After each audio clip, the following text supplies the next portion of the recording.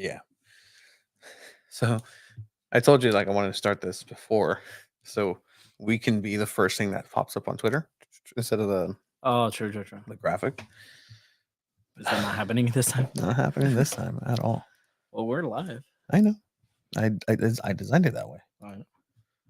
Te estás preguntando, are we going to go on Instagram? No, practice.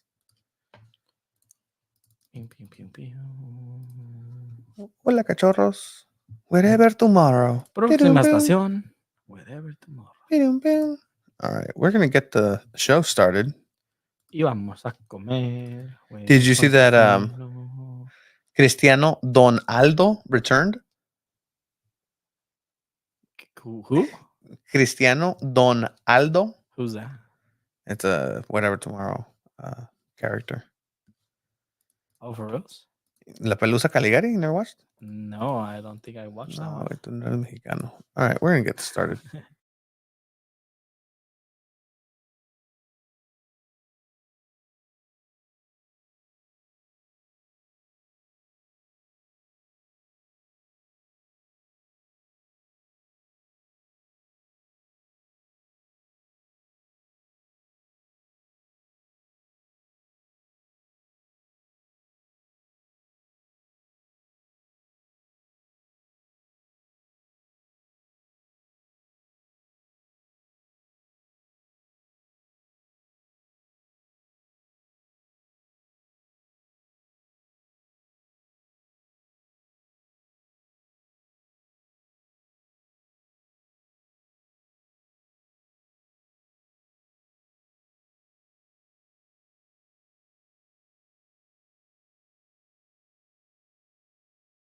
And shorts, and surf, and scuba, and sand, and sailing, and soccer.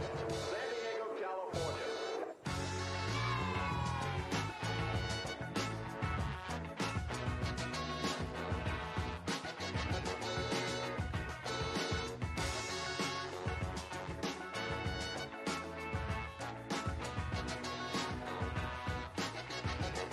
Season's greetings and welcome to Two Balls and a Mic, episode 214. We're back here on a Monday. We're going to have a lot to talk about.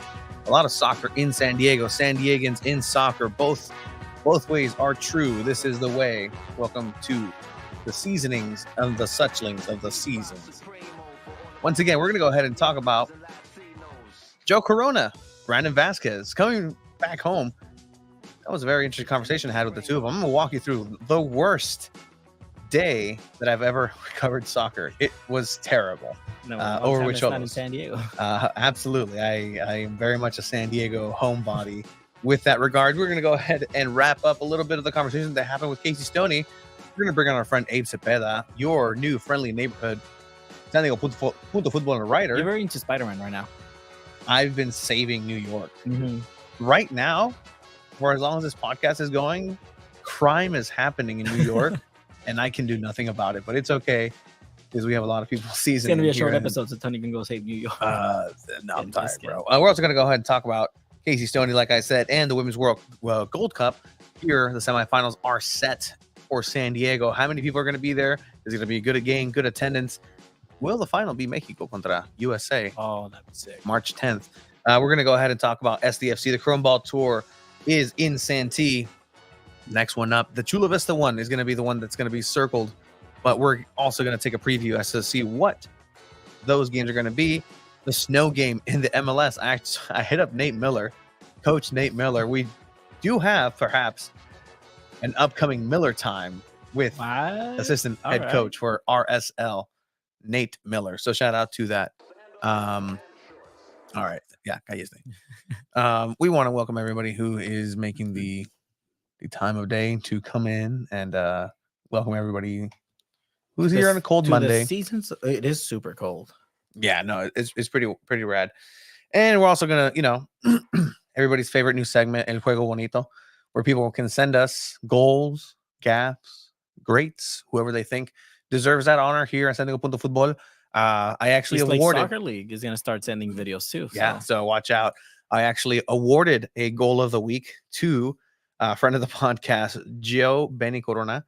I kind of took him by surprise. I'm like, at the end, I'm like, hey, you just won the San Diego Punto Football Goal of the Week. So spoiler there. We're going to talk about it a little bit later. He was like, I won the what? I was like, the San Diego Punto Football Goal of the Week. It's a great honor. Do you It's a not, do you great not honor. keep up, bro? Come on, Joe. It's a great honor to have that. Que But me lo empiezan y mete gol y ya se cree la gran cosa, ¿no? will you have Nate explain why he yelled at you? Says Jeremy here. Nate Miller, head coach of San Diego Loyal last year. They yelled at you? When was that? I think it was a day that. I know exactly when. Yeah, so I mean, I could tell now, right? I think I've told it. Maybe It I don't know. was like early in their seasons. super early first year, and again, we're learning, we're exploring what the lines are. Like there was a point where, again, the great and powerful Abe Cepeda will laugh at us and be like, bro, that was journalism 101. Where it's like, hey, wait, can I like release the information of the official communication on the email? Like, is that okay to share at this point, or hold off?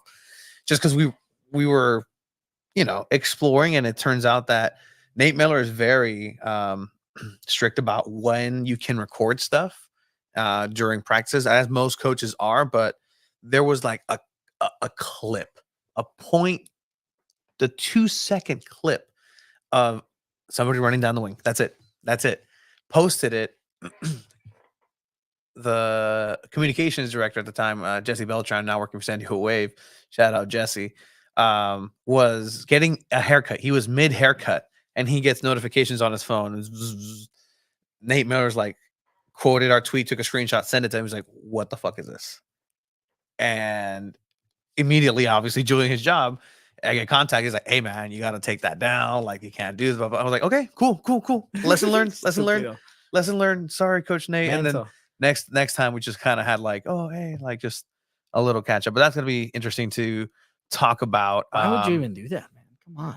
No sabía, güey. Güey, Vato, no sabía. qué vergüenza, vato. But yeah, another education was over this last Wednesday, because Monterrey came to play against the Cholos, and something that we were circling is getting Brandon Vazquez. And we're looking forward to going to that game. We're looking so forward to going to that, and I didn't get to go. You had a successful futsal tournament for the youth. 45 teenagers come through to my soccer event. Thank you, anyone that shared that. That was awesome. 45 teenagers coming. That was a great turnout. Shout out to Chula Vista Pickup for work wise. Yeah, shout out Chula Vista Pickup. Check out their Instagram, Chula Vista Pickup Soccer, for when they are active in the community. But yeah, so I went over to this Cholos game, right? And then según yo, I left early, and I was gonna make it. I told you. I left early, and it took me what an time hour. was early? At 5. The game is at 7. That doesn't matter. The game is at 7. Wait, te dije, te tienes que ir a las 3, vato. I have work to do. I care about my work, unlike others in my office. Yeah, you don't care about anything. Yeah, no, I would have had 120 teenagers in that event. Had I ran it. You know what? I might just do that. 619 Soccer said, looking forward to a Cholos game. Laughing emojis. Okay. Yeah, okay.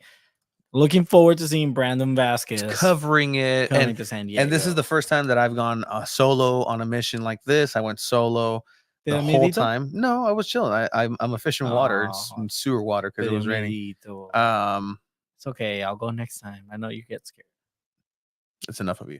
You get intimidated by mix zones. So I've never been to the mix zone, right? So shout out to our good pal who also covers the Gold Cup and is part of the tapestry of soccer coverage here in San Diego, Francisco Velasco. Check out his TikTok. Great stuff there. Some say we look like brothers. Some say no. What? Oh, shoot. Yeah, you guys do. Damn. Abe, can you give us a nod if we look? See, no. All right. He says no. He says no. But no, so shout out to him, because I kind of said like, hey, dude, like when I get there, I'm gonna need your help. Just kind of do that. Long story short, I got there at halftime of the game, so that's not good to begin with. And so kind of made my way down there and sat. There was accidents. There was everything. It's just like terrible getting there. And I left the camera batteries charging that I had the whole way in the car. And so we couldn't use my camera or microphones. So great.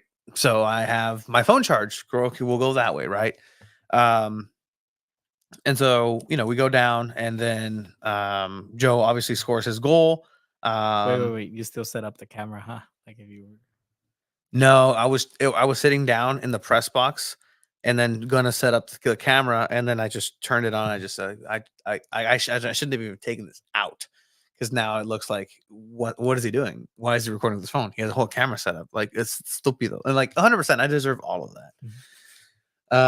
So Joe Corona scores un golazo. And so we knew that was somebody who was gonna be highlighted. Game ends, get walked down to the mix zone. Mix zone is, as you guys see it, it's not as glamorous as people think, and it's really, really interesting, just kind of what a little coat of paint can do. But one thing before anything that I want to definitely mention is that shout out to all the reporteros, todos los reporteros que vienen de Tijuana, todos los reporteros que van de aquí para allá, de allá para acá, just mil respetos. Like, to have to do that every single day, to come and cover sports and soccer here in San Diego, is not a small feat. And I was humbled and reminded that this is a lifestyle that people depend on, and mil respetos. Like, everybody who's there, Pony was there, who did San Diego Loyal commentary in Spanish. Guzman, just a bunch of people who are there and do this for a living. Like, mil respetos. So we're in the mix zone, and then Joe Corona passes, and then he like looks up and sees me. He's almost like, "What are you doing? Like, what are you doing here?" Like, hey, ¿qué onda, qué onda? Hey, ¿qué onda, vato?" At least Like, he remembered you. Yeah, and he's like, "Hey, of course." While we're waiting for the players, let it be known that people came up to me like, "Hey, tú jugaste con Guido, ¿verdad?" I'm like, "Yeah, that's me." Okay, dude, relax. Okay, that was a legit conversation I had. With ¿Quién who? sabe quién es? No sé quién es el vato.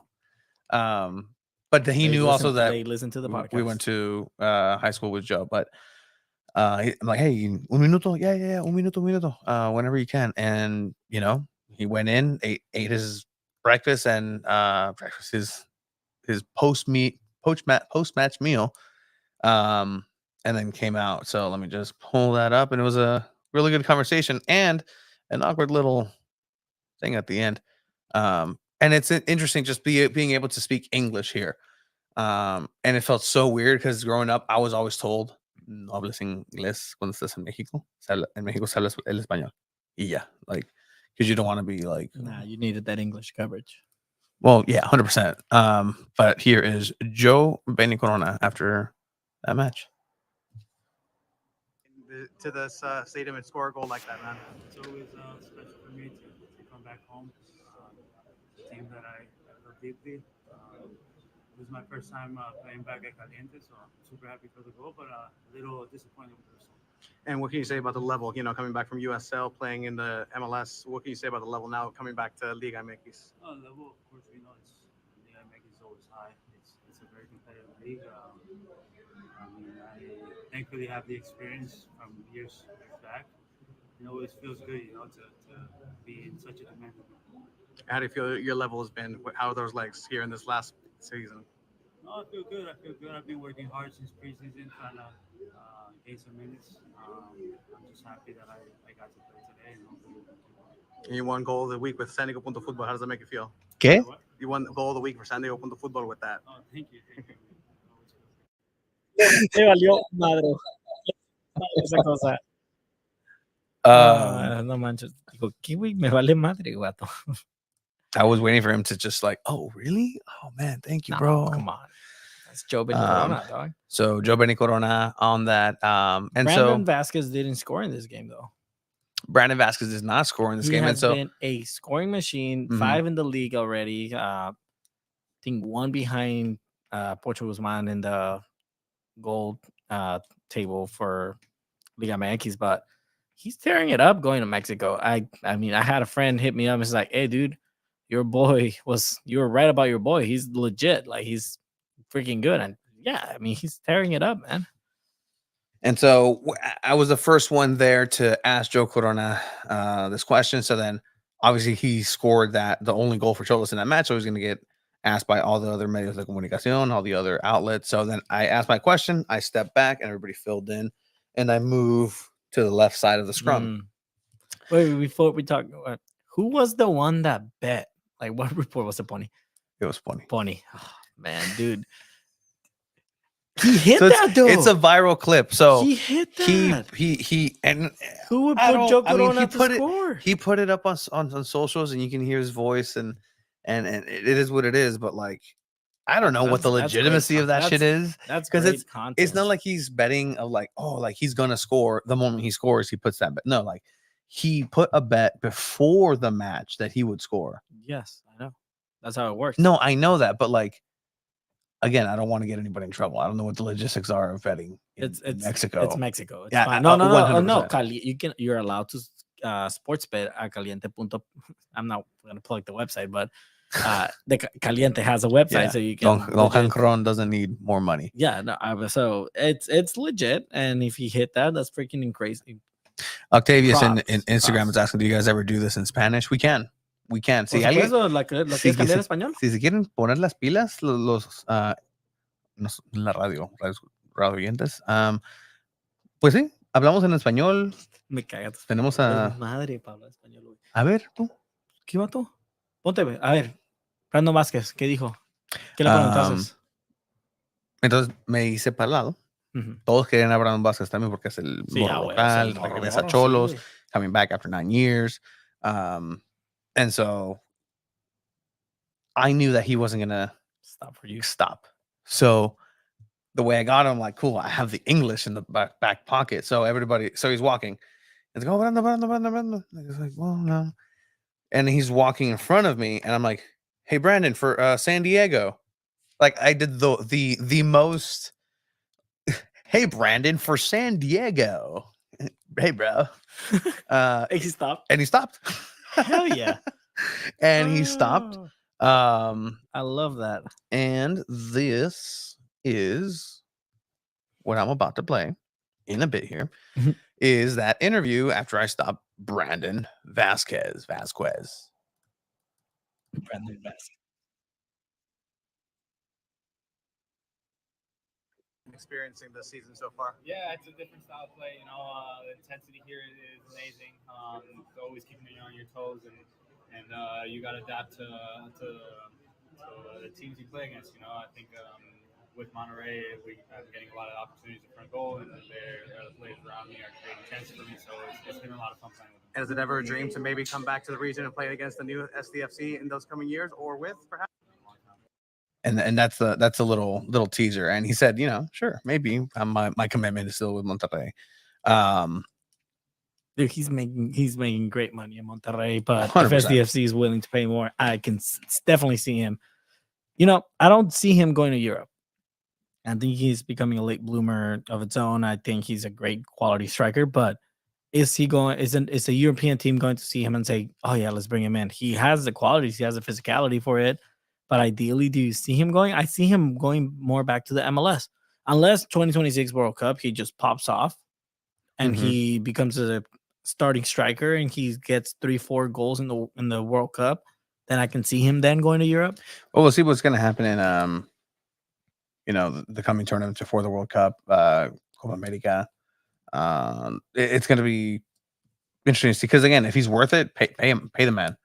If you want to fill Snapdragon, that's a name that you can definitely come in with. But again, it's a system that they're playing with Right to Dream and just everything that goes along with that. So I don't know. Tough to say right now. Also last week. Oh, and then one last thing before, you're like, oh, that wasn't too bad, Tony, for your Cholos trip. I get out of the stadium. Oh, because I had to park outside the stadium because the stadium parking was full. So I had to go park at the mall next door. Oh, por el Calimax. Galerías, yeah. And so, great, fine.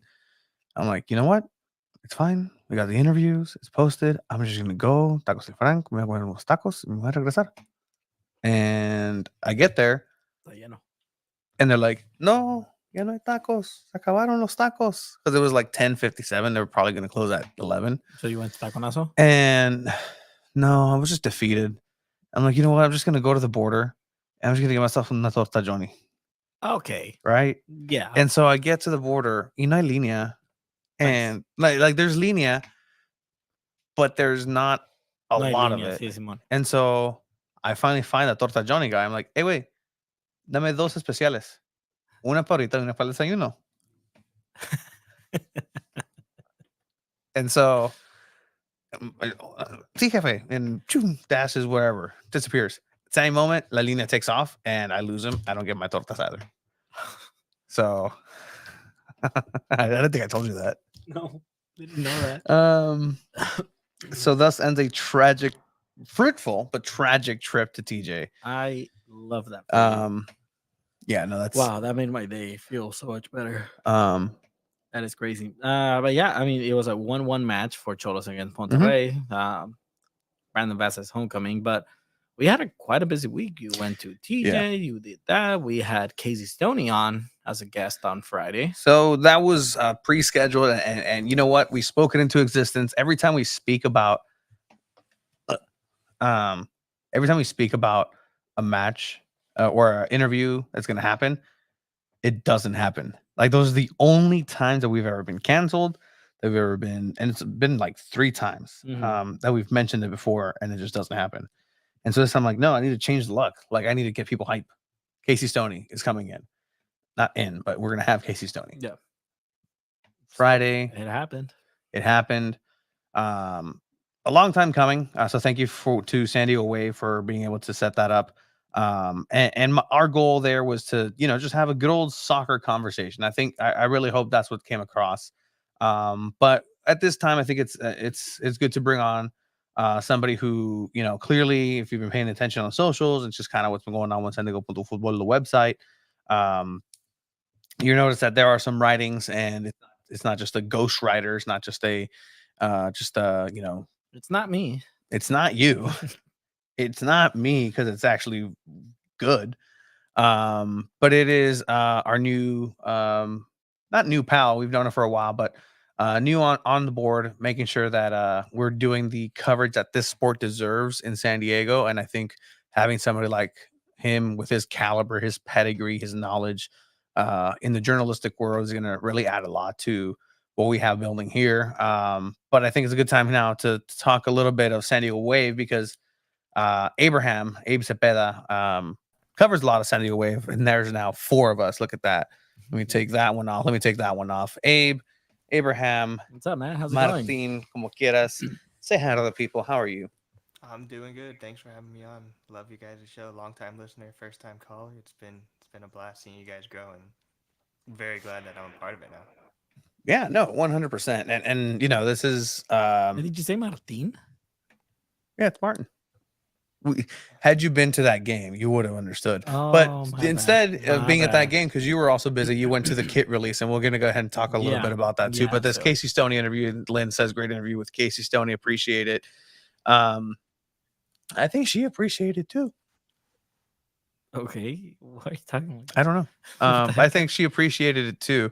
Abe, Yeah, you had some time to listen to it. What did you think? Anything stick out?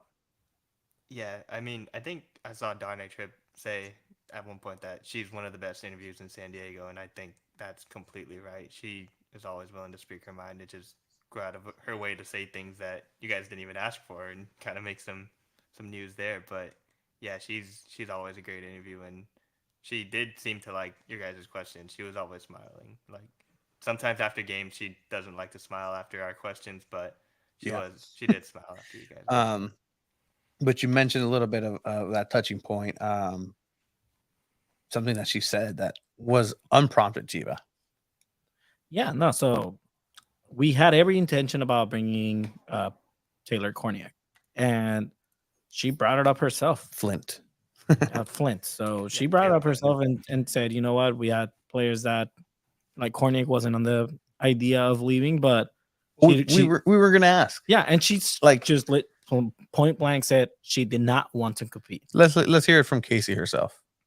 Unfortunately, Taylor Korniak, decided that she wanted a move. She didn't want to compete in certain areas and positions, and she wanted a move based on that. Unfortunately, we didn't anticipate losing her, but I don't want to keep a player that A, doesn't want to compete, or B, that is not happy to be here. I want players that want to be here. So that was one we couldn't avoid. But I'm really pleased with the work we've done in preseason. So I mean, that obviously everything that follows is great. Go ahead and check out the interview, but that kind of stood out in the Yeah. little corner. You just see us kind of like nodding and just knowing that telepathically we're both like, Oh shit. oh, we didn't Okay, ask. This is great. cool. Like, keep going, Casey. Yeah, no, and she's absolutely right. Why would you want to keep a player? At the end of the day, a championship built roster team tends to have very good quality talent even on the bench. Where if your bench player is competing at training, fighting for that starting spot, you want your starters to also want to compete for that. So pretty much said she doesn't want to compete. She wants a starting spot given to her, and that's not how it works. You have to earn that stuff.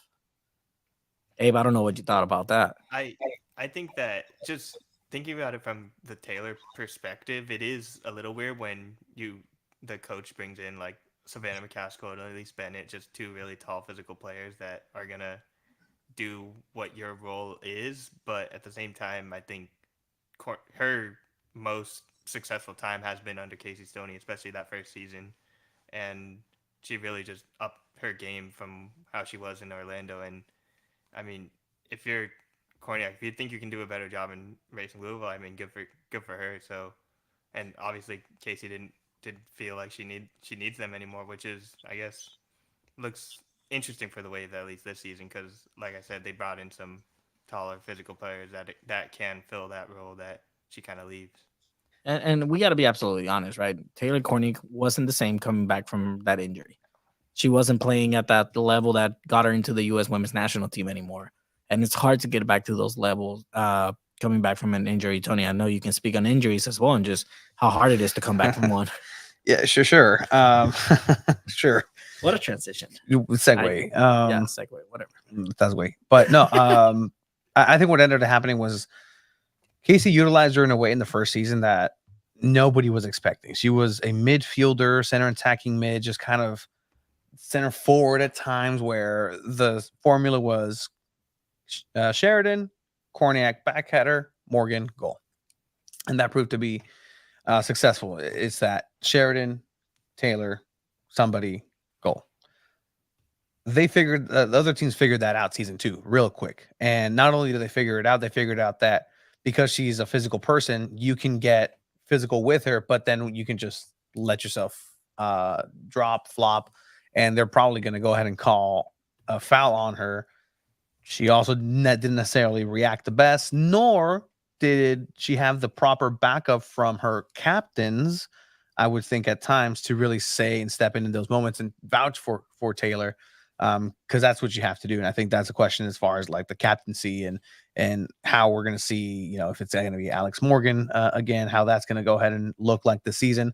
I did like what I saw from Alex Morgan against Colombia, which, she was getting, she was not letting herself be, intimidated. She wasn't going crazy. She wasn't doing anything over the top, but still that shows a side of leadership that I haven't necessarily seen an intensity at Wave so far. Nothing like we saw in the Soccers.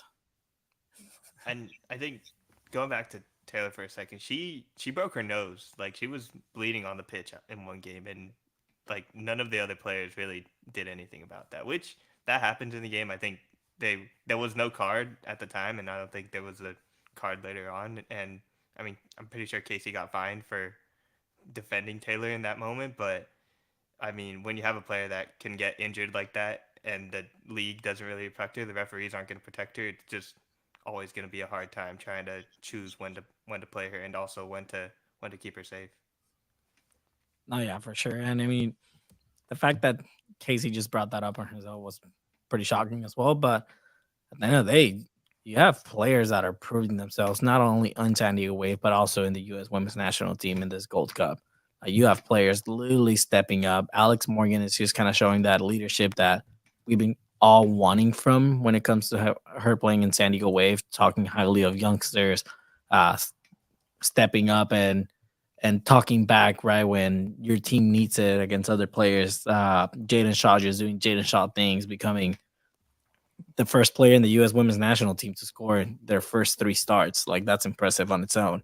And then Naomi Girma just starting in that back line and then keeping another clean sheet. So, and I think a big deal was when they lost to Mexico, Alex Morgan was the one that had to answer the call to the media, to the post game. She was the one that everyone wanted to talk to. She gave some of the best quotes as far as they played like crap that game against Mexico, and she was the captain in that sense. Even though technically Lindsey Horan is the captain, the player that came on as an injury replacement had to be the one that was the front-facing actual face of the U.S. team.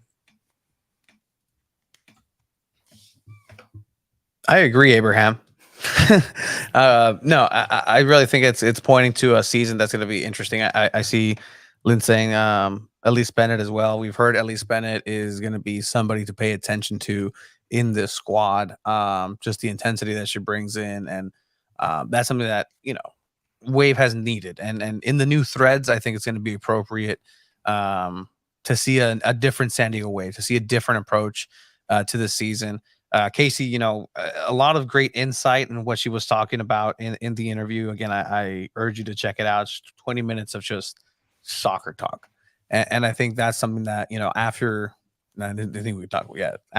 we stopped recording, we had just a little chat with her right after. I'm like, hey, like, we want to just make sure to offer the space. If that's ever something that you want, we can show highlights. We can break down stuff and just, keep it soccer. And, she responded well to that. So we might, hopefully be looking at a check-in, a regular check-in of some sort with Casey Stoney. Yeah, that name will need a workshop. Yeah, for sure. But another Wave news. What was it? Stoney speaks. Stoney speaks. I like that. We'll work on that now. In other news for San Diego Wave, they dropped their kits. Oh yeah, dropped on Tuesday, and I went to the pop-up punchies reveal party that they had. They dropped them already in the morning on that Tuesday, but the event was quite impressive. It was everything that, remember that Loyal event at the same Adams Avenue Theater? Mm-hmm. Everything they had was pretty much the same food thing, just think double the size of attendance, triple the size of attendance. It was very cool to the point where there was a line. I think 619 Soccer commented like, oh, El Chiva left early AF from that. And you know what? It was an event where they weren't letting people in until people left. So by good gracious, I went in, got some food, talked to some people, did an interview with Sierra Angie. We're going to have Sierra Angie coming on the podcast soon as well. Heck yeah. Again, said what's up to some people, checked it out. All right, cool. There's not much else to do now. I'm going to head out so other people can come in. There was a line by the time I left, and I stayed in there for a good 45 minutes, almost an hour. So, again, they get 20,000 fans average in attendance. I don't know how many people showed out, but I think they reported their record sales like in jerseys, right? I think it went up 100%. That's just that one day. But we got the jerseys, and I think people kind of see what you meant with doesn't have a home vibe to it, Tony, but I think we all like them. I think they're different. I think the like part was always going to be there, and I think that's what I was kind of clear with like people are going to like these kits. These kits are going to be good. They're the first bespoke kits that San Diego Wave has. They also have the Poderosa pink ones. The home ones are called the Del Sol, and I like it. Like, it looks like a third kit, 100%, but I think that if they would have launched the club with these, it would have been a different tone where I would have been like, no, yeah, 100%. Like, that's really cool. Am I the only one that found it a little weird that they use like Spanish language for their jerseys, but yet have not come out too much to the South Bay or to any Latino like popular places in San Diego? It's like saying Rubios. Like, it's not Rubios, it's Rubios. But La Poderosa, let's go Wave. And that's an appeal. That's an appeal. I'm sorry, but naming them that, it's kind of like saying Chipotle is the best Mexican place in San Diego. Sure. According to Alex Morgan, it is. Yes. You've seen the commercials. 100%. Hey, did you like the kids? They all rep the taco stand nowadays because that's the closest one up there. So yeah, I think we asked Sierra when we had her, we're like, hey, what's your favorite taco shop down? And she said the taco stand, just because it is in the vicinity. So they should bring them a little bit down south. Buenos? I want to look at their menu. The taco stand is that same one that's next to O'Brien's. Neta. Yeah. It's okay. It's fine. Gets the job done. $4.25 a carne asada taco. Share that. Share it. Ya voy. Hurry. Okay, aguántala. Because I'm gonna compare these directly with Tacos El Frank in Plaza Bonita. Directly. They already have their menu up? No, I mean whenever they do. Did you send it, boy? Okay. Where is it? Okay, tranquilo, viejo. Oh my god, people are listening. Abe is waiting. Abe is salivating. There it is. I need to see these tacos, man. That's Esteban says like the California burrito is legit. Okay. A ver, ¿cuánto sale el burrito? ¿Dónde está, boy? I'm sharing it. Like, you can click on my thing. All right. Is it there? Okay. $9.49 California burrito? But look, it's not a no, stay there. It's a flame broiled Angus steak. 100% certified Angus beef, cheese, fries, guacamole, tomato, salsa, and sour cream. Some places you have to ask for sour cream. That is true. That is very true. All right. We're going to have to check it out. Yeah, 100%. And under purposes. Esteban Toscano's request, it will be a California burrito. I will make sure to do that. All right. So jerseys are out. Jerseys are cool. Sold out. They're gonna keep selling out. They can be $300. They're gonna keep selling out. That's the nature of soccer jerseys in this day and age. But at the end of the day, it's how they're gonna play on game day. Casey seems confident in her squad. I like that she's, it has grown as a manager, and she's kind of been the first one to point to herself and say, like, I could have done better here and there, and it's that recognition that would be really cool. Would Chiva or Tony even if go for a California burrito? I mean, yeah, it's a vessel. I can't finish it, but but the stadium one is mid. I hate the lack of consistency in taco places. Like if they have more than one stand or whatever, but some are good, some don't. Yeah, like no, like Cotijas, like National City across the street from Sweetwater High School. They sold to another person, and now it sucks. But the Cotijas by our work is still the original recipe, but it's the same franchise. Anyway, stadium tacos anywhere is always a tough game to play. The one thing I will say about my LA trip that I had covering the Gold Cup up there is they know how to get down as far as food wise goes outside the stadium. There was hot dogs, there was tacos, there was fruit outside. And that you can actually smell those, because the ones that stand outside of Petco Park, if you walk by and you notice, those weenies no huelen a nada. They you don't smell the bacon. Like there's rows of hot dogs, but you don't smell it. In LA, I'll give them that. Some do. You have to get close, and then they're like, "Hey, like, no, why are you smelling my shit?" Nothing like LA for sure. But yeah, no. What a transition to talk about the Gold Cup, right? So we're down to the semifinals. We had the quarterfinals up at BMO Stadium this past weekend, and Abraham, you kind of wrote an article for us with your predictions, and boy, did you get those predictions right. You got the teams right, at least. That's better than nothing. I was really surprised by the Canada game the most, I think. That was probably the biggest upset for me as far as going into extra time and just... But I'm glad I got all the predictions right. I mean, I mostly picked favorites, which is, as far as favorites, I mean, like, the favorite team to play, so it was pretty easy that way, but... I mean, this semifinal is about as good as you can get. I mean, Brazil, Mexico, and then USA, Canada.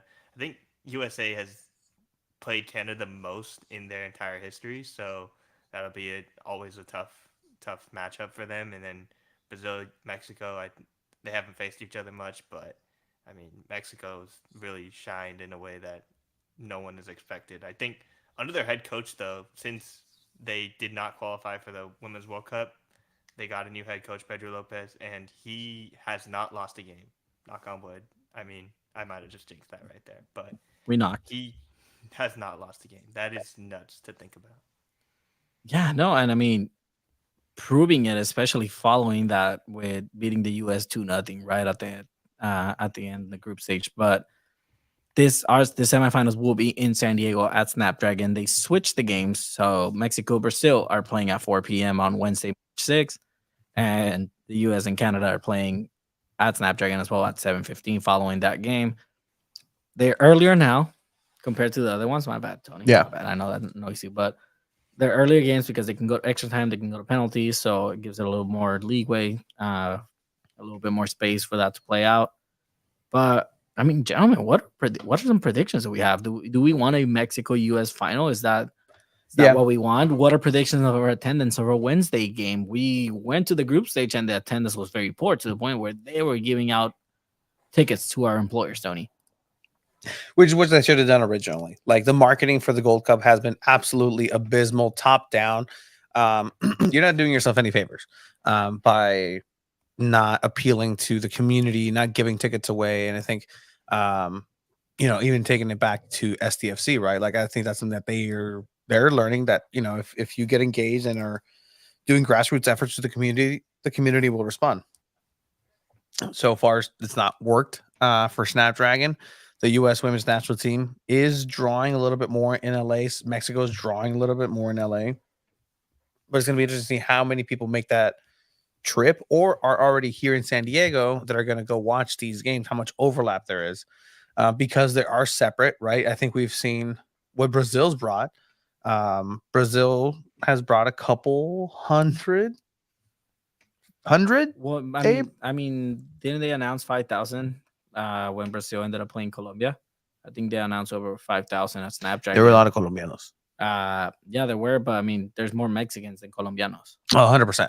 100%. So, I mean, I believe the Mexican people in LA have been showing out. I think they will also show out in San Diego. It's going to be a chance for those type of different cultures to go to Snapdragon and meet each other, where we saw the carne asadas in the parking lot and all these people tailgating for the Mexico games against Cameroon. Yeah. So I think you can also get that for this. So that'd be pretty cool. I mean, I predicted on Twitter under 10K, and just from the feedback I got, a lot of people don't think it's going to be that. They think it's going to be over. And I mean, I think I can see that now. I think a lot of people are really craving women's soccer here in San Diego. I mean, it's been a long time since the Wave have played, or even the NWSL Championship. It's been a long time, and people are excited to just get back out there. And it was very weird as far as like marketing go. You mentioned San Diego FC. I mean, San Diego Wave themselves held an event the same day as a game, which just seems like a bad idea. I mean, you're trying to grow women's soccer. I think you can say like, hey, we'll have it just one day later. But I mean, that's their decision. But it could have easily just been, hey, why don't we announce this at Snapdragon City? I mean, we were talking about that at the press box. I think why not just have something in the parking lot to just try and bring people together and make Wave fans want to be excited about women's soccer other than just the San Diego Wave. I love what Jeff in the comments is saying. He's going to take one for the team and let his wife go to the sister with the sister or to the game with sister-in-law, and he'll stay home with the kids. Bravo to you, sir. Nice. You guys both did it at the same time. That was pretty cool. But yeah, I mean, you think about it for the U.S. women's national team, people are going to show out, especially because you have so many Wave players involved. You have 5 total players from Wave representing in that game, with Caitlin Sheridan participating with Canada. So I think Wave fans are definitely going to show out to that game, regardless of time. If they even go to the Mexico-Brazil game, why not?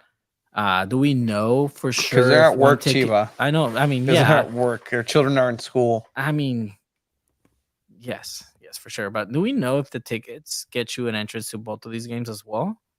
Yes, it should. It does, right? Snapdragon Stadium announced that. Okay, cool. Yeah, I mean, you don't see why it wouldn't. But, if I was to get tickets, it's through Ticketmaster, right?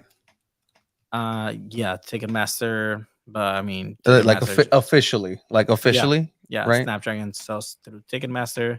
Okay. And I think for the final, the cheapest one I saw was $35. Let's look I at didn't check the semifinals. Let's look at it's not stadium tours. Let's March look at 6th, right? semifinals, yeah. All right, cool. So let's see tickets. Let's do it. So the good people can watch. What do I need to know? Except, all right, Cheapest $35. $35, and that is Section 115. 115. So these are already taken. Yeah, the red ones are being resold. Oh wow. Okay, $84. Oh my god. Okay. To resell it. That's crazy. I mean, all right. So let's see how much. Zoom out. Zoom out. I want to see. I mean, that's Okay, okay. that's pretty well. So like, that's Is a good it? turnout. Yeah, Is that it? lower bowl looks pretty full to me. That Yeah, it does look does. It pretty. really does. Okay. All I mean, right. I know a lot of them are general admission, especially in like the supporter section. I think that's standing room only, but Is the upper I bowl closed for this one? yeah. Yeah. Interesting. Okay. But the lower bowl, if it's sold out, how much is that? Is that 20? Yeah, it's about 20. Okay. It should be more than 10,000 based on this. Yeah, Abe. No. Someone was tweeting about it, and what do they know? No, I think I was rightfully dragged for that. I was pretty low on that over under call. Hey, seasons the boy Jesse is joining us. Let's see. Lynn says 16K on yesterday's quarterfinal. But on Saturday it was 2,822.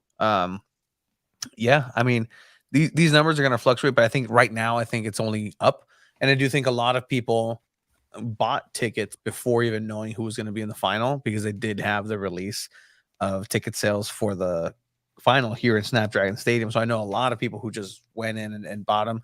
I know there's the Beach Bums, Black Speech, who also is a kind of collective of human beings. Who's sold out the wave sections, and so I think people are going to be coming out. It's going to be fun. It's going to be a very cool mosaic of colors, and I think that's what I like. It's that honestly, my favorite supporter section was Panama. I don't know if you were there, Abe, for the Panama Puerto Rico game. Oh no, I wasn't there for that. Yeah, so like the Panamanian fans, like they were mostly baseball supporters, and you can tell, but they were having a blast. When the Brazilians started going out off in that Colombia game, it was just a really cool moment. Whenever Snapdragon does get packed and just people are cheering and into the game, it's an awesome time. So if you are able to go watch the Gold Cup semis and the championship. Can we talk about how jacked up it was the way Puerto Rico was eliminated? Oh, That was- has was never so fun. happened. That has Oh, never my happened Lord. in the history of the Gold Cup, but they have a regulation and rules for it. So Costa Rica and Puerto Rico, those of you who don't know, ended in third place of their groups. So the top two third places of the groups go into the quarterfinals. They tied in every single category: points, goals in favor, goals against, goal difference, points based on yellow cards and red. They tied on every single category. So CONCACAF released a statement. So based on this, we're about to go live and do a draw. You can check it out here in this link. Literally didn't even give a 5-minute heads up or anything. They posted that, click, they went straight live to it. I heard I saw it somewhere on TikTok. I think it was Attacking Third that shared it. They found some clear plastic balls to like be able to do the thing. And I don't know what you guys think about that. Do you guys think it was cool? Do you guys think it was legit a coin flip to see who advances to quarterfinals? There's no way they just found that. They had that prepared. Like people say, like, oh, we just found. Like, no, they had that prepared. They had to have foreseen a scenario where that happened. And I honestly, coin flip might have been funnier. Maybe like a rock paper scissors. I know Puerto Rico was over here in San Diego, but like maybe get the players involved. That could have been a little fun, you know. But I mean, just a picking of a ball in front of like the media like us, like that's kind of nuts. Yeah, the footage was wild. I was trying to find it. I don't think it's readily available right now, but yeah, no, that's what happened. Like that's what happened. I remember, what was it, 2014? Nigeria got eliminated from the World Cup on fair play because they were tied virtually on everything, and nobody knew that obscure rule then. And then it turns out that whichever team receives the less amount of yellow cards / red cards advances on fair play rules. But the situation was just like you're saying, everything. So heartbreaking. I mean, I think that Puerto Rico and Costa Rica both would have been proud to do what they did, especially Puerto Rico. The way that they played here against Brazil, that first match was insane. Martinez, the goalkeeper, really, did an outstanding job. But I mean, as far as results go, and then I know you asked, Mexico US, like I think that's the final that everybody wants. Competitive wise, if Mexico keeps it up, that too. But if not, Mexico, the USA versus anybody at this point, will be what people most likely think. A Sheridan face off. So now, if the U.S. don't win this tournament, I mean, there's already the whole thing with the U.S. women's national team that they're on the decline, right? And they're trying to rebuild or anything. If they don't win this tournament, is it a failure? Is it fair to say that? I think it probably is fair to say that with the Olympics coming up, and this Canada game isn't something to overlook for sure. I think you look at their forwards, especially, they were really good in the group stage. I mean, Jordan Heidemann, we've seen her with the rain, and she's actually been a problem for Naomi Girma in the past. So that's going to be an interesting matchup to see. I mean, we've seen the rain just dominate San Diego just throughout their whole existence, and if Heidemann is part of that problem and Girma can't really like defend against that, then there might be an issue there. But I would still give the edge to the U.S. in this case, even though they have Sheridan, and Sheridan has had some Snapdragon magic. Man, this is gonna be an exciting game. It's gonna be, and I mean, you have to start the wave players, right? You have to start Girma. You have to start Jaden Shaw. The games that they started, they're the games that they kept clean sheets. They played the best. You do not have to start Abby Dahlkemper. You don't have to. You don't have to for sure. I liked what I saw from Abby Dahlkemper in the game against Mexico. There were some times where she wasn't doing the right thing defensively, but she had a goal line save, and that was the first thing I noticed when I went to the Waves' first training camp this season. She is in shape like she's never been before because she was injured when she got here. She got retired by Chiva, and she came back, worked out like insane amounts to be ready for the Gold Cup, to be ready for international play, and now she's called up to the national team. It's pretty crazy that she's still there. Yeah, no, for sure. And I mean, I gotta say, I haven't seen too much of the players that got called up based on their performance in the last NWSL championship game. Like Mitch Purse hasn't really done too much. Lynn Williams hasn't really done too. Like, she hasn't stood out either. So they got their call up based on their season, but I think they're being outshined by actual talent like Jana Shaw, like Rose Lavelle, Alex Morgan stepping up as well. But they definitely have a good Midge Purse. I'll agree on Lynn Williams, but Midge Purse had an amazing game against Argentina in LA. She had a crazy assist to Olivia Moultrie, and she for a second there, I was wondering if she was one of the best player on that team, because I mean, we saw her with the NWSL championship. She balled out. Yeah, he was the MVP of the game. Yeah, she balled out, and she balled out in that Argentina game, and they had her on as a sub yesterday, and she probably could have done a little bit more, but when she's right, she looks a lot better than most of the players on that field. Yeah, definitely a late bloomer. I mean, she's already 27, 28, I believe, but it's never too late. So what are we thinking? Brazil, Mexico? I'm thinking Mexico. All right. I think Ovalle steps up. I think Ovalle could definitely win player of the tournament for sure. And it's crazy that this Mexico team is literally majority Liga MX players. But Chiva, they're not ready. They're not world class in Liga MX. It's not a level. It's not a U.S. women's national team level. It's not a U.S. women's national team level. Clearly, it's better. Well, Mr. Heifetz, now you see this team about to face, beating the U.S. women's national team. So 619 Soccer says Brazil 2-1. I'll second that. I 2-1. I mean, imaginemos cosas chingonas. Hey, yo soy ciudadano. Yeah, I'm Mexican citizen now, and I'm not even that. Yeah, well, Brazil, I mean, their chemistry is unmatched, and I mentioned to you guys I think I said to Tony at the Brazil game in Snapdragon that Debinha, people have always talked about her being one of the best players in NWSL, and I never really saw it with her with Kansas City. She looked kind of alone out there sometimes, and next to Brazilian players, she's just having so much fun out there, and it looks so fun to play soccer when Brazilians play like that. And if they do that against Mexico, it's not going to look good. Historically, in tournaments like this, Brazil in Spanish, what we call son clientes. where Mexico end up coming on top. Happened in the Gold Cup, happened in the Copa America. So historically speaking, Mexico should be the favorites here. It is Brazil, but I'm gonna go with a Mexico 3-2 win. The Bomb 07 Junior says 1-0 Brazil. El Toro Fuerte says sushi. Wait, Japan's not here, dog. What? Loving the Abe content.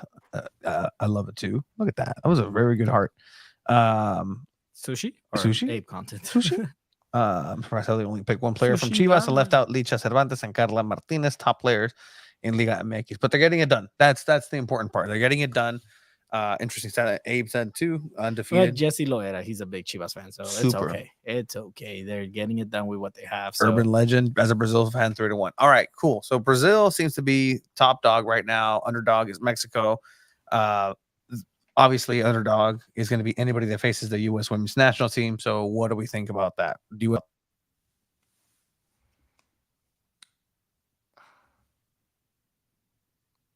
You guys' audio cut out. But I think the U.S. are going to come out on top. Like I said, Jordan Heidema might present a challenge, but Naomi Girma, best defender in the world, proved it again against Linda Caicedo. I mean, even underrated performance in that USA game yesterday was Alyssa Nair. There were 2 shots on goal that probably should have went in, and she had some great saves. I think you can really compare it to like Memo Ochoa and a lot of people wanting to retire her, kind of people over her being called up, but she just keeps performing at the international level, and you can't call her out. Alyssa Nair has been awesome for the U.S. team this tournament.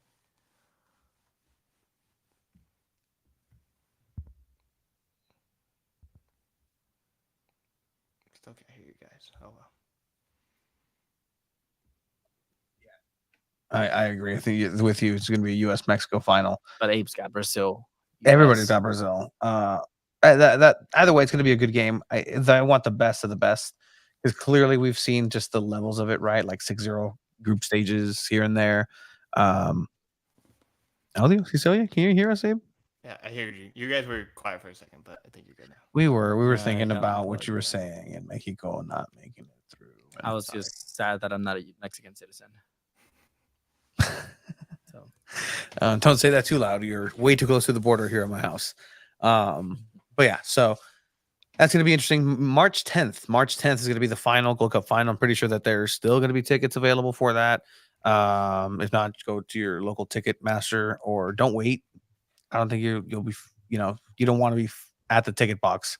They have game without a ticket in hand. But really cool stuff happening.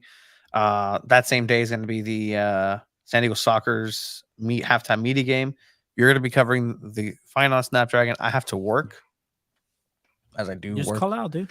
I call out from the Soccer's and then she'll show up at Snapdragon. Yeah. I don't think. Craig's not gonna know. He's not gonna be there. Yeah. Who does the audio if Craig's not on the public address? More be, yeah. I don't know. The English ones would be funny. Jaden Shaw. I have no idea. We'll find out. Maybe it's Nate Aburrea. No. Who would it be? Who does it for her other teams that play there? Who does it for the who does it for the Aztecs? For the Legion? Aztecs. Johnny Richardson? Heck yeah. It might be the guy that does the Padres because I think he's done a Snapdragon thing before. I'm pretty sure he does USD or UCSD. No. That's Maniac. Pretty sure it's something Maniac. He was supposed to be on the podcast year 1 in the pandemic, but he soon discovered the power of Cameo and started doing that. Alex Miniak. Alex Miniak. Shout out Alex Miniak.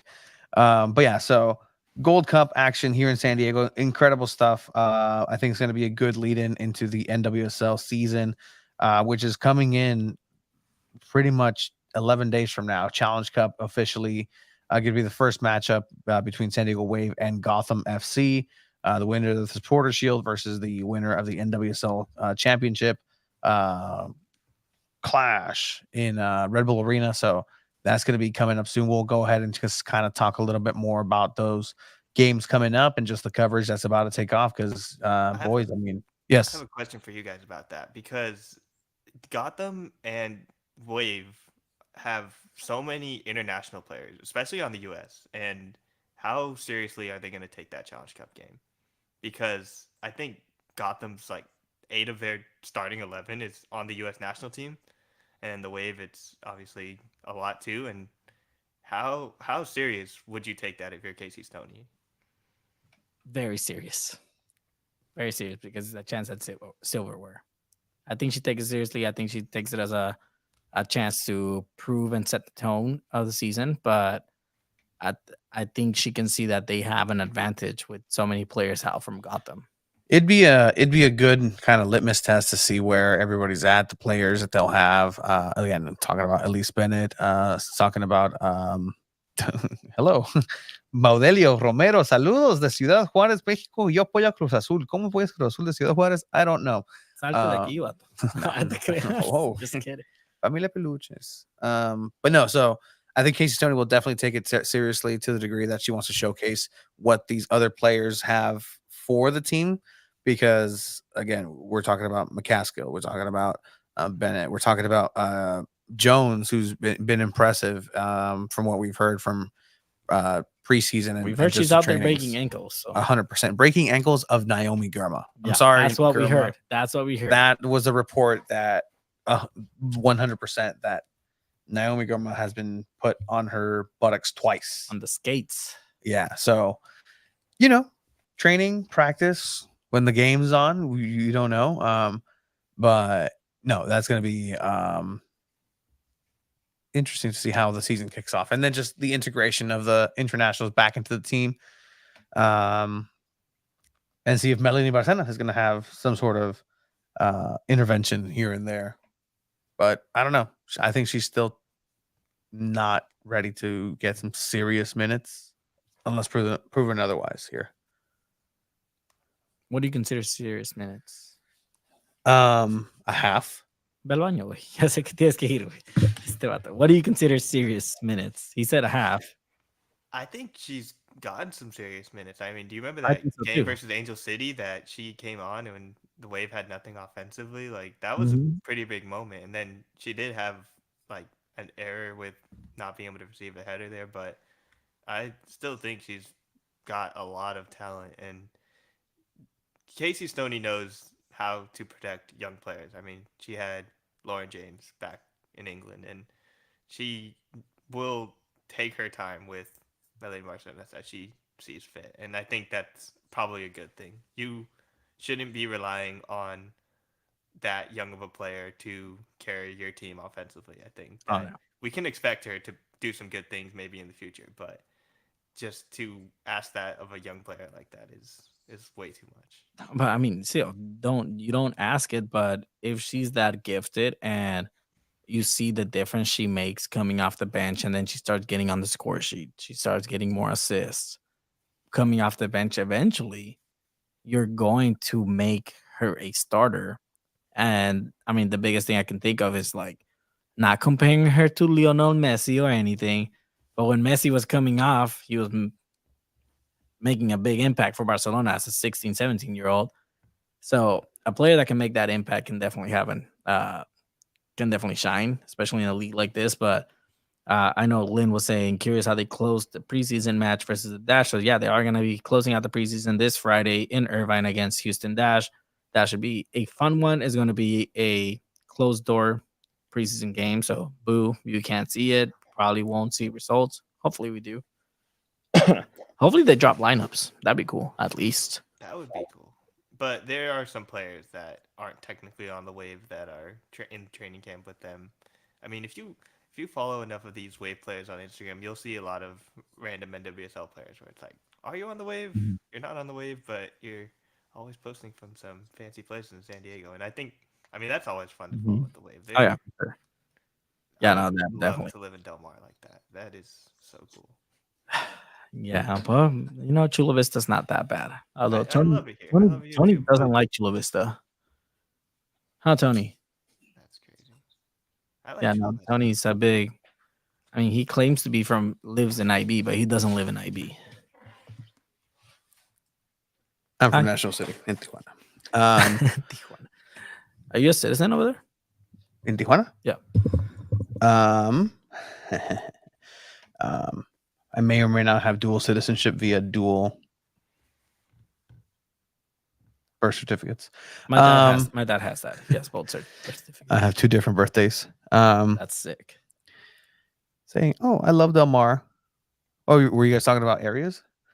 Yeah, we were. Why? Well, I don't know. Somebody says I love Del Mar. I come back to I love Del Mar. Like, Nah, we're just talking about the different players, and Abe saying that he loves Del Mar and he wishes he could live there. yeah, a lot of players live there. Vamos Cholos. That's why we were talking about it. Because Vamos Cholos? No. I love that. But yeah, all right. So I think we'll wrap up Gold Cup coverage because we'll have more coverage here as the week goes on. But again, I just want to go ahead and plug everything. You see it there on the name, Abe Cepeda. Let's see. Put this here, put you there. You'll see it right down there at Abe_Cepeda. There you go. Go ahead and check him out. This podcast is the best. He's the best. It is the best. Anything that you want to just say, leave with, you'll stay here in the little pod if you want to contribute with a little private chat. That'd be cool too. But check out the writings on San Diego Punto Football. Anything else, Abe? Yeah, no, I mean, thank you guys for having me on. Thank you for covering the game the way it should be. It's a lot of fun. Thank you to the family that's watching right now. I think that's my cousin right there that's been commenting that. But yeah. Wait, that's your family? But he just that's my followed you? cousin. Pretty sure that's my I cousin. followed him. I just followed him. He's being silly, but yeah. No, I love it, and I love having you on the squad, on the team, on the rotation. It's cool having this platform to start building in, and again, just Building a team of heavy hitters. We got it. go Let's do look it. at that, go Abe. Like again, it's Yeah, like right there. we All right. did not we haven't felt as important as we were walking through Dignity Health Anyone Sports Park knowing in we're LA. Abe's helpers. Like, that's all we really are. We're his helpers. Like the seas parted when Abraham was walking through and just asking him He's like, questions. guys, follow me. He's I know where to go. Follow me, guys. Let me see real quick. Anything else, Abraham, you want to plug? You have coming up any ideas that you want and kind of trending towards? Yeah, I mean, follow San Diego Punto Football for my writing and stuff. Written all around town. I've written for Johnny Richardson, the GOAT. The GOAT. He's real Shout out strong. Johnny. Heck yeah, Johnny. But yeah, it's just we're we've been credentialed here in the county in San Diego and in Past the 4 area for years. the past 4 years and going. We're currently, we were looking for content creators to join our family and give this sport the coverage that it deserves. So I'm really happy to have you on, Abraham. The opportunities may vary, but you're the guy. Just DM us for details if you want more. All right, Abraham. Good lad here. Shout out to the family. Oh, he's still there. That's support. This is the best podcast. Oh, Lynn, thank you. Thank you. But yeah, so cool. I mean, we're gonna Women's Gold keep Cup, on dude. going. It's crazy how fast this month has passed by. It feels like the start of the year was very slow. Hey, what'd you drink in there? I was gonna put it on the side, but I just opened it and that would have been bad. What'd you Got drink? some recover. If you want to recover from anything that you're feeling hydration lacking, get some recover. This is not a paid. We are not sponsorship. sponsored, but it can happen. It can. So We've drank so many of these are super healthy. You know how I mean, okay, not everything in Sprouts is super healthy, but Sprouts is healthy-ish, and they sell them at Sprouts. So, salud, mi familia. It's the reason why I keep going to the restroom. You got to stay hydrated, Yeah, these are very good. Yeah, these are very good. Hydration is key. All right, real quick, SDFC. They had another Chrome Ball tour over Mhm. in Santee, and the weather was not the friendliest for them. Yeah, I mean they've been getting lucky, honestly, in the last couple ones because the Escondido one it was raining and then the skies parted for that particular day. No, but I And saw on their Instagram, even some clips they shared. We didn't get to go to this one for sure, but Santee has the sports complex, the Sportsplex, or I think it's called Sportsplex USA, and Mhm. they have indoor facilities as well. But then they also have like that old drive-in movie theater. So they have the whole space, and they had the grass pitch, and they had an 11v11 tournament, the first one of the Chrome Ball Tour that teams got to sign up.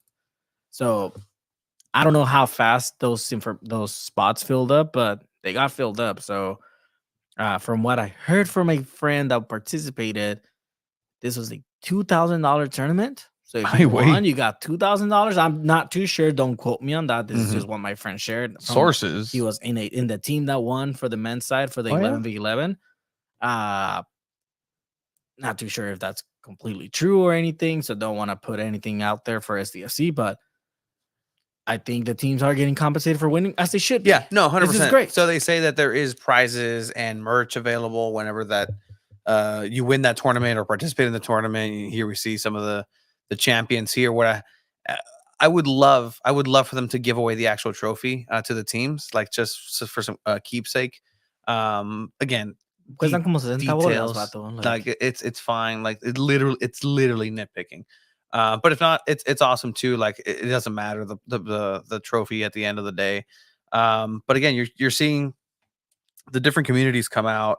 What you're gonna get, and I actually was speaking with one of the referees that is at these events, is that like no, it gets competitive. They've had to stop some fights. There's been some intensity, and you get that when you put some money on the line. When you have these situations 100%. that, and I mean, look at these, a bunch of violent criminals here, just bundles of joy and crime and violence on the pitch. I'm kidding.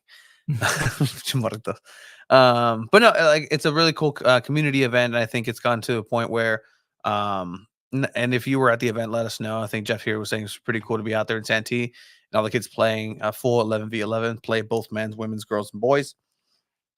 We've seen different iterations of soccer being played at these events. We've seen futsal, street soccer, canchita, fútbol rápido, indoor soccer. We've seen 1v1s.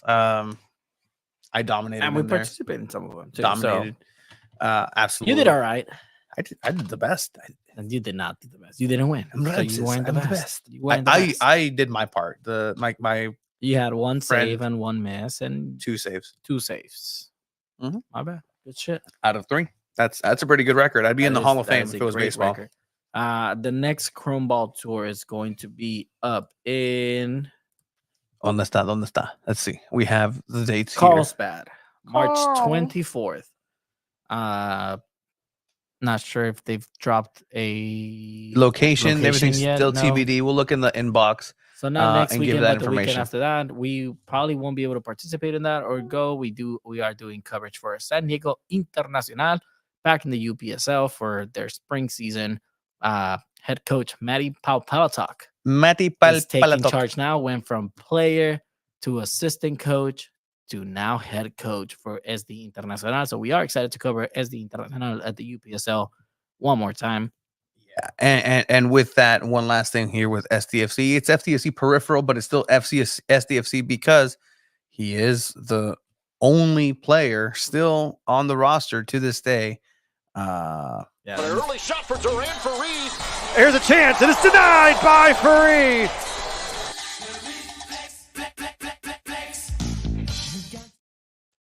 That was a combination of iMovie and PowerPoint, so take notes. That was great. It's the stupidest. This show is the stupidest thing ever, and I love it. I wouldn't change it for anything. But we're keeping an eye on Duran. Duran does have a media day availability tomorrow, so for Orange County FC. So we have a special activation for that as their games start coming up. We'll have tickets available. We've already connected with Orange County FC. We have discounted tickets to those matches to see the only player on the SDFC roster up in Orange County. We've been in communications with him, so hopefully we can also get that interview, just kind of talk to him. And I know he's been active on the sharing and he's been in the DMs and and stuff. Like it's interesting. It's good cool. lad for sure. USL season starts this weekend. It does. Orange County is heading to Sacramento Yeah, so then they'll be coming home. At that home match, first home match, we'll have Oh, tickets they have available for back-to-back that. away games against 100%. Pittsburgh, and then their home opener March 23rd, Orange County. It's the day before the Chrome Ball tour, so check it out. Yeah, I'm sorry. check it out. But yeah, so keep an eye out for Duran Watch. We're gonna be taking special care of that. Hopefully, our friend Alan Underwood also is prepared for that. For 2 balls Underwood, for that to make its return. Oh, Yeah, I've been missing the guy. I missed the guy too. Let's see. L in the chat. Who lost? Kim perdió. All right. So Chrome Ball Tour is interesting. It's cool. San Diego FC is marching on. Some interesting conversations that are happening around town. It was good, and this will be the only plug for the San Diego Soccers. It was good to see so many different supporter groups, all the supporter groups, be represented pretty much for STFC. The locals were at the Soccers match. The Brujos, Fronteras Ultras, the Riptides, 18th Battalion, and the Dago boys all were in attendance, and they, ¿Por qué no van siempre? you know, people have different agendas and different times that can be available, different but I always extend the invitation to say, hey guys, use that as your practice ground, use it as you know, where you practice the songs, just make some noise and just get loud and get out there. And it was really good to see the different groups kind of coming together and getting a little bit of a preview of what that's going to be like at Snapdragon for SDFC.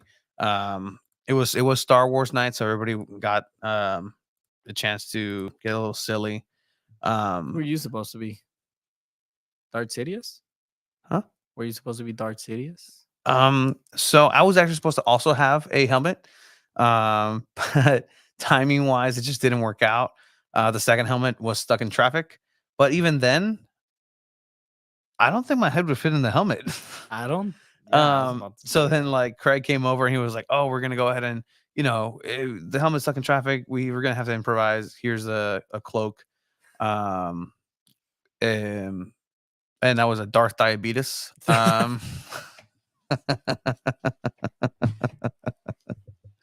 Hey, we got the 18th Battalion. Soccer Star Wars night was really fun for some reason. We fit in. Yeah, no, Star Wars night was great. My gosh, that was amazing. 18th Battalion also, if Star Wars is mentioned, we're there. If soccer is mentioned, you should also be there, 18th Battalion. I challenge every one of those groups to keep going. And that's not even me saying that for Abraham in the private chat, Tony the Hut. Tony the Hut. Yeah, no, that is in the private chat. Feel free, si tienes los huevos, to put it in the main chat. A ver, Abraham. Oh, man. That was Abraham. You're gonna fit in well, Abe. That was amazing. I give you that was the funniest thing I've heard you say all day. Darth Diabetes. Diabetes. Pero ganaron los Soccers ese, ¿no? Yeah, so Soccers won that one against Marco Fabian.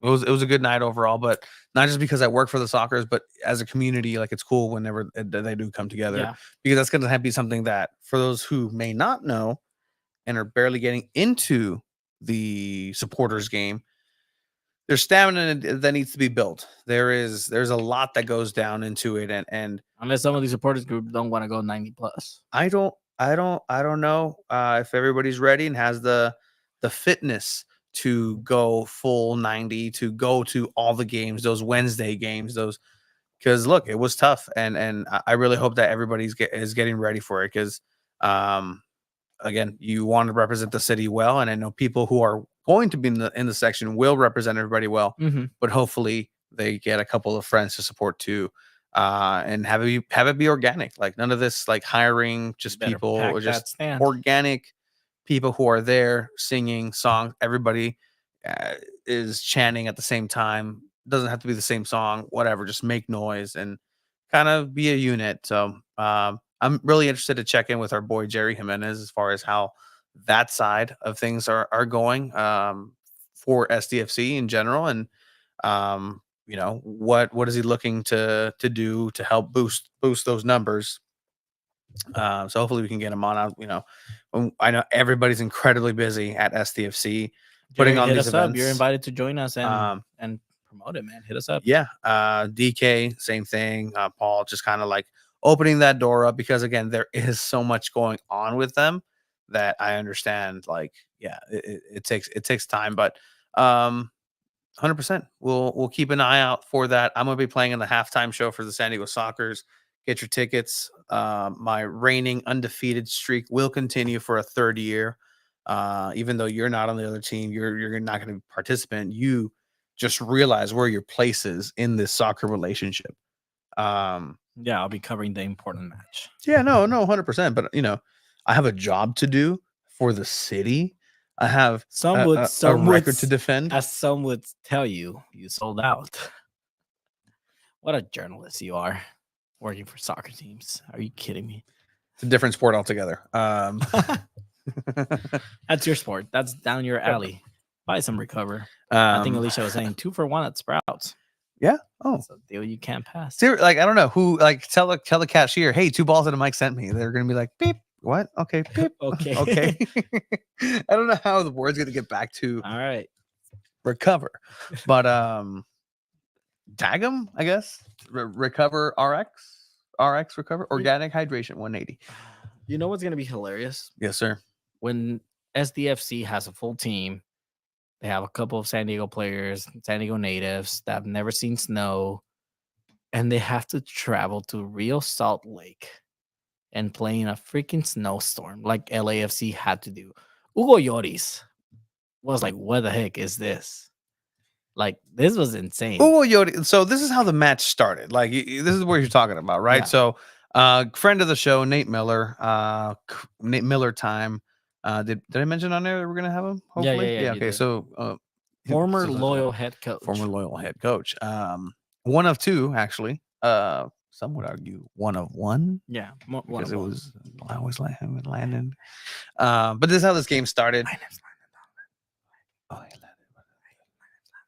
hey, Landon, you lost. Güey, another ¿en qué game. minuto se llenó de nieve? So, like, let's see. This is literally a kickoff. 6 seconds. We'll let these highlights kind of play themselves out. By minute 5, by minute 6, it was already pouring down. I mean, I didn't see pouring, if that's the right term for snow. I've never seen snow, No, so you've I seen it wouldn't now, know. No, No, I haven't seen snow. Well, I know Oh. I have. I Yeah, did you a little bit. You saw a little snow, you liar. bit. Not like this. Oh, I've never seen it like that either. Then But yeah, so this turned into an authentic bowling alley of a match. Lloris, El Boy Lloris. You bring the orange ball out because you need to have it be visible. But this is the only Uh-huh. World Cup winner in that roster, right? In the MLS besides Messi. I believe so. But these are the challenges that they're going to be facing, right? Like, these are the challenges. And I think if you bring Scandinavian players who play in the Danish leagues, they might be a little bit more familiar with these elements. But if you get these players that are from San Diego, the academy in San Diego, well, you're not going to have a lot of kids that are going to be exposed to that sort of weather. In that match, 3-0, RSL ended up beating LAFC. Steve Cherundolo, the head coach for LAFC, respected San Diegan as well. After said, like, oh, this match shouldn't have been played. Like, this should have never happened. Stop crying about it. They play in weather like this. Yeah, in England. both teams played the same game. Yeah. Both teams had the same opportunity to win a match. Talk about home field advantage. Yeah. That's what home field advantage gives you. If it's the weather, by all means. I used to have a coach when I used to play when I was a kid saying, guys, this is your fucking field. You know all the bumps on the grass because there's bumps on our grass for sure. You know if the ball hits this bump, where the ball's going to go. This is your advantage. Same thing with the weather over here. Like, if they practice in the snow, man, by all means, it's going to pay off. It did in this game. Look, man, we've seen the renderings of this academy that's happening. And, there was that groundbreaking where they invited some of the supporter groups out to put their handprints. We saw Paul out there. We saw some of the locals out there. Puma was in the fray. Some of the Riptides. But I don't know what kind of technology is allowed on como se dice, reservation lands. But if they have like giant snowmakers and that's, they say screw the environment here, that's fine. And prepare the kids that way and the future that way. But Granted, it's only going to be 1 or 2 games that you play like that. gotta stay prepared, Chiva. Stay hard. But yeah, so that's ¿Cuánto perdió el AFC? I think 3-0. 3-0. 3-0. Should have So just forfeited the game. yeah, just just gone exactly. back to Gone LA. home. You would have done the same thing. Exactly. Same results. But yeah, so that's gonna be something to look forward to. We're gonna check in with a little more MLS as it starts coming by. We're gonna compile some stuff and just kind of have like a kind of monthly check-in on that leading up to these games. And there was something that I was having conversations with our one of our good buddies, ESPN writer, during these Gold Cup matches, as far as like how like if we're covering this league, like it doesn't have to mean that we know everything about the league, right? Like, and he was kind of walking through about some of the colleagues that he has where, yeah, no, like they if you ask them what their knowledge is, they may know 5 to 10 teams rosters, not even in their entirety, and have that hand on the pulse. So it's not necessarily to get intimidated, because I'm not gonna lie, this MLS thing is kind of like, oh my god, there's 30 teams. Like, oh my god, like there's so much to learn, and we're gonna be learning. But I think that as far as us and as we can, and I know that Abe will also help tackle this with the coverage of the other teams who's coming in as well. It's just focusing on STFC, being experts on San Diego Football Club. Football club, not football. Football. It's just making sure that we stay on that path and make sure that we are just kind of being the leaders in the space of San Diego soccer coverage. And I think we've done a good job there. And the San Diego Wave season is going to be a real test to make sure that we're coming out with quality stuff, coming out with things of merit. And I think starting with Casey Stoney is a good step. Is a good step in that direction. To have that sort of quality come by. Yeah, because again, it's just 2 dipshits in a garage. But at the end of the day, this is the best coverage that San Diego soccer has been getting, and we only try to be better. And if more people come out, then that's fine. Let's go ahead and let's build this community one by one. I think everybody would agree that that's what's best for business, and it's still fun. That's going to take us to the World Cup. The coverage of some of these players, some of these teams locally, San Diego la está rompiendo, and it's just a matter of really paying attention in Europe. I know 619 Soccer does a good job of identifying those players, both on the men's and women's side. Mia Official coming back, she's her celebration is trending across the world. But overall, I think we're in a good spot. STFC 2025. It's less than a year from now. It's going to be very interesting. But yeah, and I mean, that leads us to pretty much what our last, and we already talked about Brandon Vazquez and Joe Corona. So our last segment, everyone's favorite segment. What's this? Rain on Wednesday at Snapdragon is predicted. So yeah, so maybe under 10,000. The San Diego Punto Football, 2 balls and a mic. Meteorologist expert has just let us know and informed that expect rain on Wednesday's semifinal matches. It can prove to be a slippery slope of gameplay, depending how it goes. So be prepared for that. San Diego rain has been weird. It's been cold. It's wet. Is water wet, Chiva? No. Why? Because water gets things wet. Good on you. Good on you. I didn't think you'd have such a good answer, actually. But that's good. Anyway, be prepared on Wednesday for that. What we have next is the last segment. The segment of Berkey returned today after being sidelined for months. That's good to see. Season's greetings. Bro, you were watching Dune instead of 2 balls and a mic? I actually watched Dune. I've never seen them. It's 6 so far. There's 2 movies, 3 hours each almost. It's just 3 hours of setup. That's it. It's nothing groundbreaking. Really? Like it's. Do you recommend it or not? Sure, go watch it. It's good. Like Timothée Chalamet is all right. Zendaya is okay. Zendaya? ¿Cómo se llama? Like Tom Spidey's girl. All right. Spidey's girl. That's right. It was good. Like the visuals are neat. But it doesn't get me out of my seat. It Like, is oh a my movie god, about worms. yeah, that's a good way to put it. There, procrastinating Puma. All right, definitely not checking it out. Where I are heard those it's sales good, for though. Snapdragon? Keep dreaming. That's never going to happen. And if it does, I will. I don't know. Shave my eyebrows. Oh shit! Go for it. I will Shave. shave my eyebrows for the sake of San Diego's safety and under those UV sun rays in the summer and the canopies for You know what? I hope someone that really does hate you. I don't know from where, $100 million worth of but hate. it's like, hey, I'm gonna put the money for this so I can shave Tony's eyebrows. I would pay $100 million to shave your eyebrows. I'm not saying that Tom Penn hates me, but he can help contribute. 100%. All right, but yeah, we got a Juego Bonito. Everyone's favorite segment here. El goal, gaff, and greats of the week. Again, send your nominations, but for this one, we had a special. I think Tony already gave it away earlier, but we had a special goal of the week. Oh yeah, and we can have it here. Let me see. Ba-ba-ba-ba-ba-bam. Ba-ba-ba-ba-ba-bam. Goal of the week. Well, not that one. As soon as he starts, you want to say? Yes, I did. Right there. 55-855 centro, 6-55 disparo,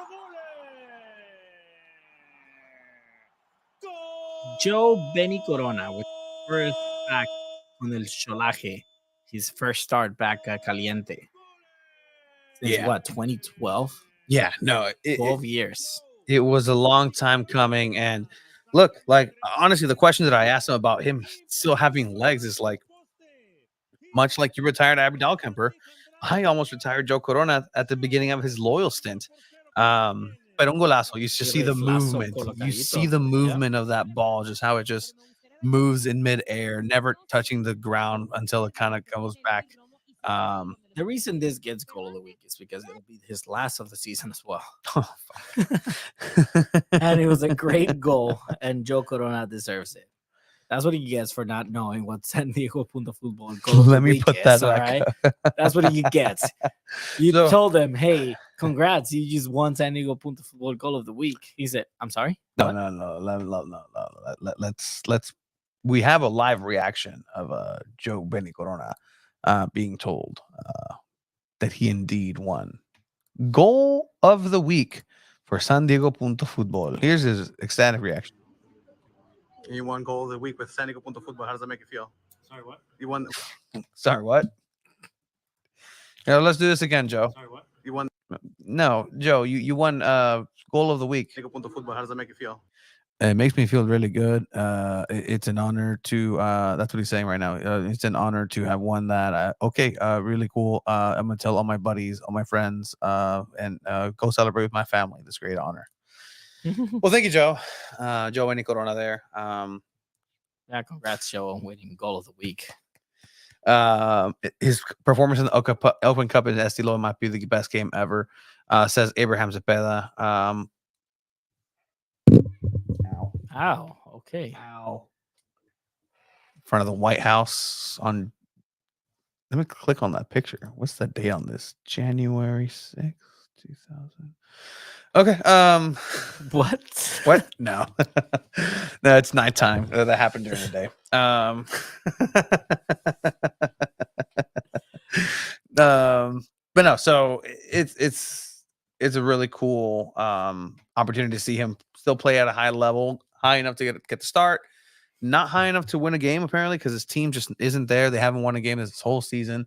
There's people with paper bags over their heads. People are embarrassed to be a Cholo fan at this point, but you know he's playing all right. So that was the goal of the week. I have that power just to award things right then and there. All right. So that leads us to our gaff of the week. And this is a funny one. This happened just yesterday. This happened yesterday. In the MASL at Pechanga Arena. Nothing I've ever seen before. I don't think you've ever seen anything like this either. But the referees were on something. Yeah, so you have Tavoy Morgan. You're going to see here Saquen with the Super cabrones. Saiyajin hair in the red in the box are already getting held. So I'm just going to let it play.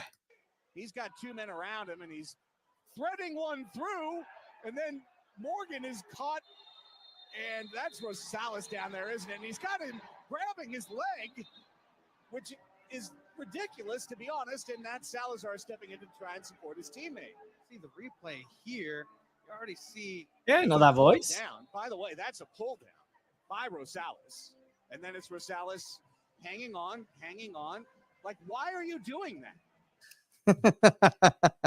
Shout out Craig Elston, the voice of the San Diego So the Sockers. gap is not the play.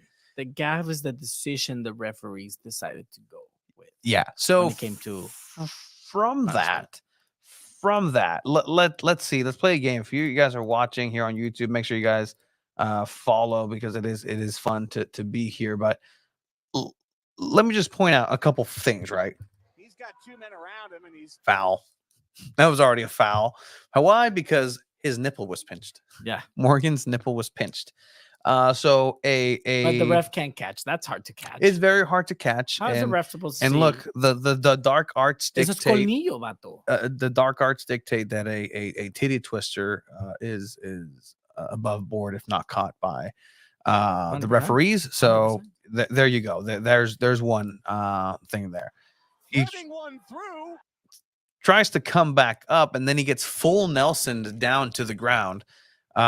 This player is a 46-plus-year-old player, mystery age, 100%. Craig was saying, like, I've seen this guy play at 46 4 years ago, so he might be closer to 50, but he's just there to be an instigator. He's just there to gnaw at your kneecaps and get you upset, and that's exactly what happened. Hell no. He's there to compete. He's there to win championships. And And then so Morgan, he's trying to get his foot out, but at the same time, like it looks like he's kind of kicking. So I can see why the referees, even on a replay, would think that that's some sort of kicking motion.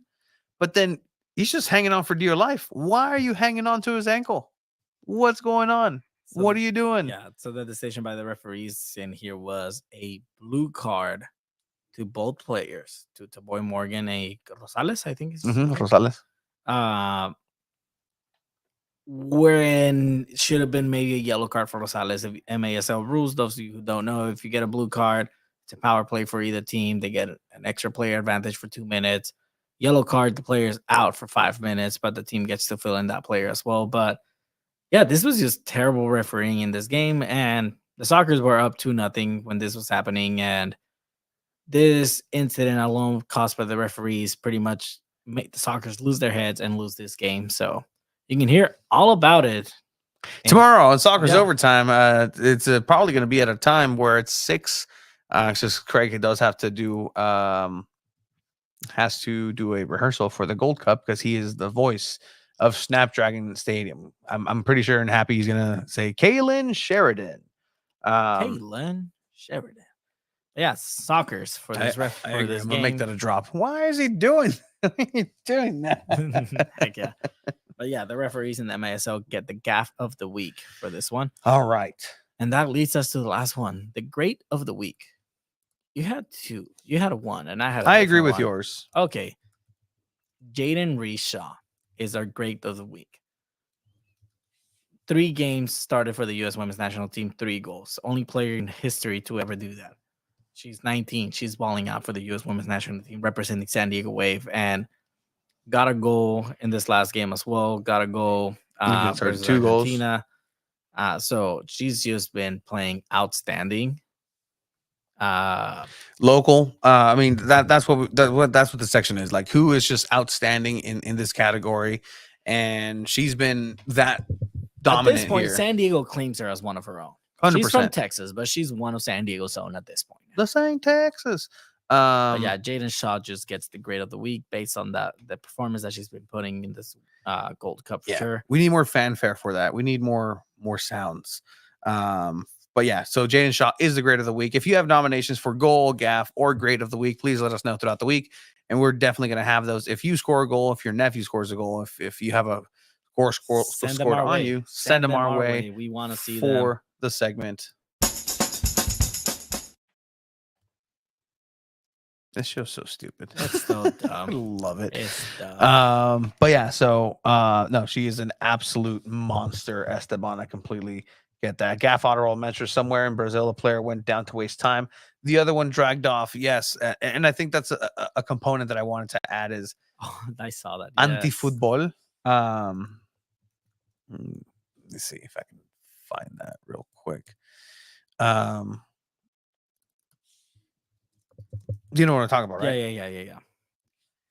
No, yeah. So the player got injured and he was out of the field, and the players in the team drag him on the field so he can waste time, and the goalkeeper takes him out of the field. So if that player was really hurt, I feel bad because he just kept getting dragged on and off the field.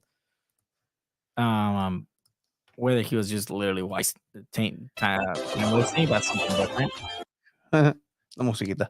So yeah, his teammate drags him back in because if you're injured on the field, you have to have assistants come in. The opponents drag him back out. He's like, what?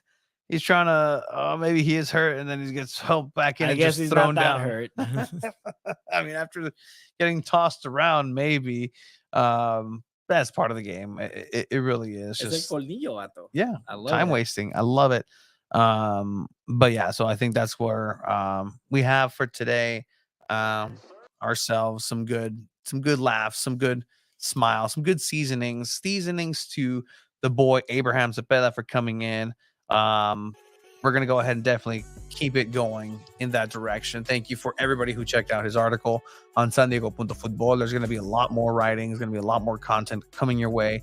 It's getting serious here. If we want to make sure to do the coverage that this sport deserves in the city of San Diego, these opportunities may not be paid at all times, but we're here to cover the sport.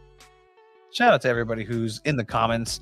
Shout out to everybody who The Mojo made it. got their second win of the season. Did the Mojo win? The Mojo win. The Mojo The Mojo win. won. Mojo Dojo. Mojo. Yeah, volleyball. All right. Season's greetings to everybody in the chat. May the force be with you and with you. Season's greetings with Darth Yoda. Diabetes. Darth Diabetes. Seasons, you guys are the best. Check us out. San Diego Football. Check out Abe_Cepeda on Twitters and everything that has to do with his writings. We're going to cover the Gold Cup final, semifinal here in Snapdragon. Check it out. Forever. Bye. Have a good night.